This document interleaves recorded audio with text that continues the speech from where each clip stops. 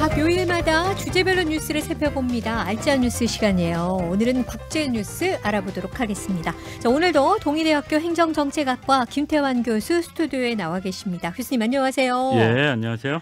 교수님, 지난주하고 이번 주에는 정말 유독 또 주목해야 할 이런 국제 뉴스들이 굉장히 많은 것 같은데 오프닝에도 소개를 좀 해드렸지만 바이든 미국 대통령 방한 소식부터 좀 소개를 해주시죠. 바이든 미국 대통령이 내일부터죠. 24일까지 5일 동안 한국과 일본을 방문합니다. 네. 한국과 일본을 각각 2박 3일씩 방문을 하는데 보통은 미국과 가까운 일본을 먼저 방문했었는데 그렇죠. 이번에는 일본을 지나서 한국을 먼저 방문하는 일정입니다. 그래서 한국의 대통령 취임 후에 불과 열흘 만에 그것도 지리적으로 더 가까운 일본을 지나서 먼저 한국을 방문하고 정상회담을 갖기 때문에 이게 좀 이례적이다 해서 이전보다 상당히 밀착된 한미 관계를 예상하는 그런 전문가들이 많이 있습니다. 네. 그리고 또 보통 한미 동맹을 과시하고 또 북한에 대한 강한 메시지를 주는 의미로 미국 대통령이 방한을 하면 휴전선 비무장지대를 방문을 하는 경우가 많았었거든요. 그런데 이번에는 방문을 하지 않고요.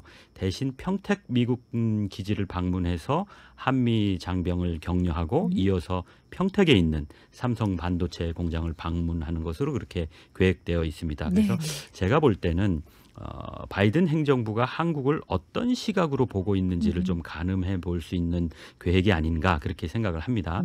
다시 말씀드리면 이제까지는 실제로는 어떻든지 간에 한미 동맹이라는 것은 대북한 억제 동맹이라는 것을 겉으로 분명히 했었거든요.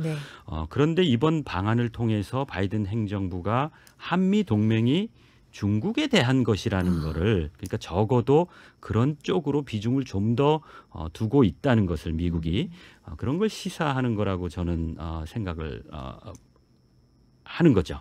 사실 미군 기지가 서울에서 평택으로 이전해오는 순간부터 구조적으로는 주한미군이 중국 견제의 성격을 강하게 갖게 되는 겁니다. 물론 이번 방한 기간에 북한이 ICBM이나 핵실험 같은 그런 도발을 하면 강력히 대응하겠다고 한미 당국이 발표를 하기는 했지만 아무래도 이번 방한의 방점은 중국 견제가 아니겠나 그런 생각을 해봅니다. 어쨌든 평택이라는 지역이 좁은 서해를 사이에 두고 미국의 대중국 견제의 중요한 전략적 요충에 위치해 있기 때문에 그렇거든요. 그리고 전 세계에서 가장 최근에 건설된 미군 기지예요. 그 규모도 가장 큽니다. 그리고 또 삼성 반도체 공장을 콕 집어서 방문하는 거는 미국이 반도체를 얼마나 중요시하고 있고 또 그 중요시하는데 대상 파트너를 삼성으로 이렇게 정하고 싶고 또 그렇게 하고 있다는 걸 잘 보여준다고 저는 생각을 하는 거죠. 그래서 미국 대통령 그러니까 특히 미국 대통령의 어떤 공식 일정이라는 거는 사전 계획이 없거나 어떤 무의미한 게 없다고 봐야 됩니다. 사소하게 보이는 어떤 사진 한 장이나 어떤 사소한 일상 같은 거라도 그게 공식적으로 공개된다는 거는 대부분 조직적으로 관리돼서 정치 전략적인 판단과 결정에 의해서 그렇게 되는 거라고 이렇게 염두에 둬야 하는 겁니다. 그래서 이게 국내 정치도 마찬가지고 이게 프로의 세계겠죠. 그렇겠죠. 하나하나 아주 치밀하게 계획을 또 세우지 않았을까. 근데 말씀을 듣고 보니까 지난주에도 이제 반도체 얘기 나누면서 한국, 미국, 일본, 대만이 서로 또 이익을 위해서 아주 복잡하게 서로 얽혀 있다 이런 얘기를 했었는데 이번에 그 IPEF에 한국이 가입할 것을 요구할 것이다 이런 보도도 있던데 이것도 같은 맥락인가요? 맞습니다. 잘 지적을 해주셨는데 그 IPEF는 인도 태평양 경제 프레임워크라는 건데 이게 바이든 행정부에서 새롭게 구상해서 이번 23일에 방일을 했을 때 일본에서 공식적으로 그렇게 출범을 선언을 할 그런 계획인 거거든요. 그래서 우리나라도 지금 참여하는 거로 그렇게 결정한 걸로 제가 알고 있는데 이거는 바이든 정부 들어서 경제적으로 중국하고 디커플링하고 견제하기 위한 수단으로 추진하고 있는 거라고 저는 보고 있습니다. 그렇게 보는 전문가들이 많거든요. 이제까지는 미국이 중국을 견제한다는 차원에서 옛날 그 오바마 그 민주당 정부에서 TPP 그러니까 환태평양 경제 동반자 협력이라는 거를 출범을 시켰었는데 아시다시피 트럼프의 공화당 정부 들어서 여기서 탈퇴를 해버렸어요. 그래서 TPP를 주도했던 강대국인 미국이 빠지니까 사라질 위기에 있던 TPP를 일본과 호주가 주도해서 다시 추진한 것이 바로 CPTPP라고 포괄적 점진적 환태평양 경제 동반자 협정이라는 건데 여기에 이제 민주당이 정권을 잡으니까 바이든 행정부 들어서 미국 내에서도 CPTPP에 다시 가입하는 것이 좋다 하는 그런 여론도 많이 있었는데 결국은 제가 볼 때는 중국 견제에 좀 더 초점을 구체적으로 맞춘 IPEF를 새롭게 출범하는 쪽으로 이렇게 방향이 잡힌 거 아닌가 저는 그렇게 생각을 하는 거죠. 그래서 이전에 TPP나 CPTPP는 상대적으로 그 가입한 영내 국가들의 자유무역 그리고 다자간 FTA 성격이 아주 강했었는데 이번에 새롭게 추진되는 IPEF는 공정무역 그리고 또 국제무역에서 중국을 배제한 공급망이라는 그런 성격이 상당히 구체적으로 뚜렷하게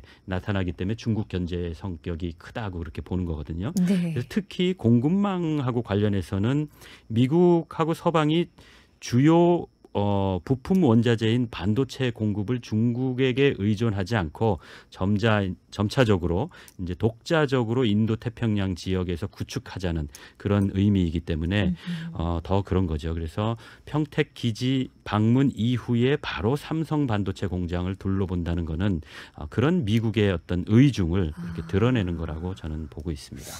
그래서 그 중국이 최근 또 한국의 반도체와 IPEF 그 참여에 관련해서 우려를 표시한다 뭐 이런 내용들이 다 그 밑바탕에 그런 배경이 있는 거군요. 그러니까 지난번에 왕치산 중국 국가부주석이 우리 윤 대통령 취임 사절로 왔을 때 이제 여러 가지 덕담을 하는 가운데에서도 이 지점을 이제 언급을 했고 또 이번 주 그 월요일 중국 왕이 외교부장이 우리 박진 외교장관이 취임을 했으니까 이제 전화 화상 그 회담을 통해서 양국 간의 우호를 이렇게 논의하는 가운데에서도 바로 이제 최근 미국을 중심으로 한 국제사회의 디커플링이라는 것이 이제 상당히 그런 조짐이 있는데 이런 건 좀 중국은 부정적인 입장이다. 그리고 이런 디커플링이 아니라 글로벌 전체, 지구촌 전체의 기존의 산업 공급망을 좀 안정적으로 유지하는데 다 같이 협력하자 하는 이런 언급을 했거든요. 그래서 아무래도 이런 것들이 바이든의 이번 한일 순방을 통해서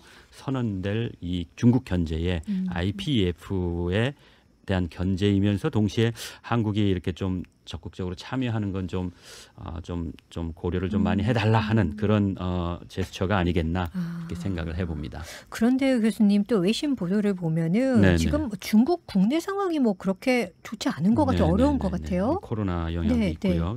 이게 그 사우스 차이나 모닝 포스트나 명보는 홍콩의 아주 유력 일간지들인데요. 이 일간지들이 최근 중국 내부에 대해서 조금 상반되는 그런 보도를 내놓고 있어서 좀 관심을 가져야 되는데 중국 권력 서열 2위인 리커창 총리가 최근에 경제를 챙기는 모습이 상대적으로 이전에 비해서 좀 더 자주 언론 미디어에 비친다는 겁니다. 그래서 이거를 두고 올 가을에 있을 중국 공산당 제20차 당대회에서 3연임을 이렇게 못 박으려고 하는 그 시진핑 주석하고 모종의 권력 투쟁이 있는 것 아니냐 하는 그런 해석을 내놓고 있는데요. 그런가 하면 그런 건 아니다. 경제 문제는 원래 이 리커창 총리의 주요 업무니까 뭐 이렇게 특이하게 해석할 필요가 없다 하는 이런 해석이 이제 좀 나오고 있는 거거든요.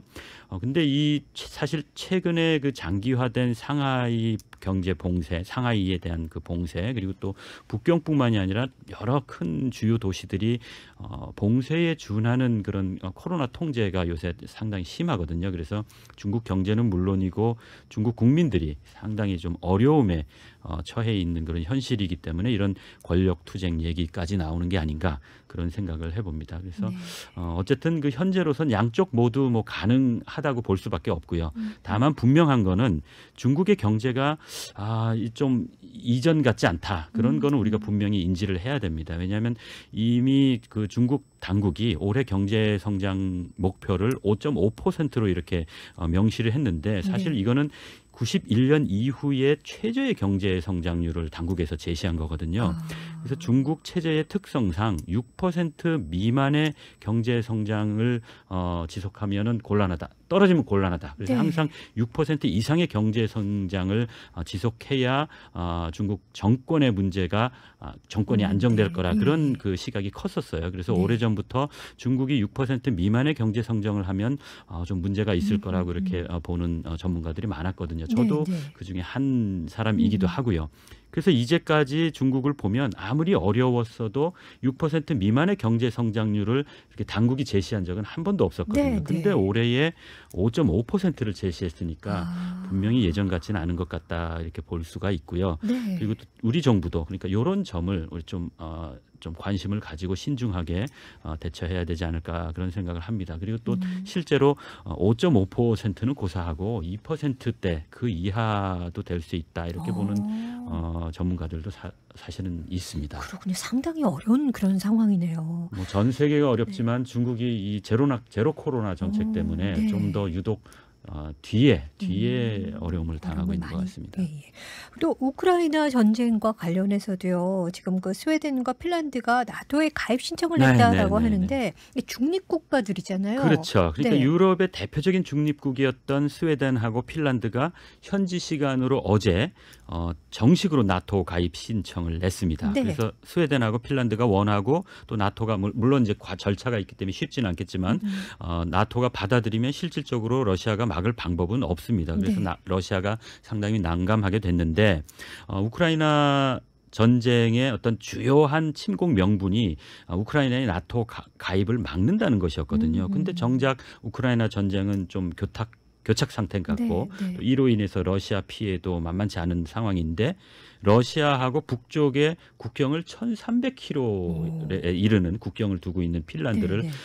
이번에 러시아가 오히려 나토로 이렇게 밀어넣는 그런 상황이 됐기 때문에 좀 어려움인 것 같습니다. 그래서 이런 국제 상황들을 통해서 우리 국내 정치는 물론이고 외교 관계에서 좀 교훈을 얻었으면 하는 게 네. 외교는 나 혼자만의 어떤 계산을 정확하게 하면 되는 그런 게 아니라 늘 상대가 있기 때문에 네. 그런 게임 경기 같은 거거든요. 그래서 내가 아무리 잘해도 상대방이 못하면 더 잘하면 손실을 보는 거고 내가 엉터리로 해도 상대방이 더 엉터리면 이익을 보는 거거든요. 그래서 네. 또 하나는 우리가 정책을 결정을 할 때 의도하지 않았던 그런 결과가 나오는 경우도 있고 심지어는 더 그 반대되는 그런 결과가 나오는 것들도 있기 때문에 거기에 대한 가능성을 늘 염두에 두고 정책과 전략을 검토하고 결정을 해야 한다는 그런 교훈을 우리가 곱씹어 볼 필요가 있지 않겠는가. 이건 우방국하고의 관계에서도 마찬가지입니다. 네, 정말 말씀 들어보니까 외교도 생명체와 같네요. 그럼요. 서로 얽혀 있네요. 자, 지금까지 동의대학교 행정정책학과 김태환 교수와 함께 이야기 나눠봤습니다. 교수님 감사합니다. 네, 고맙습니다. 부산교통방송입니다.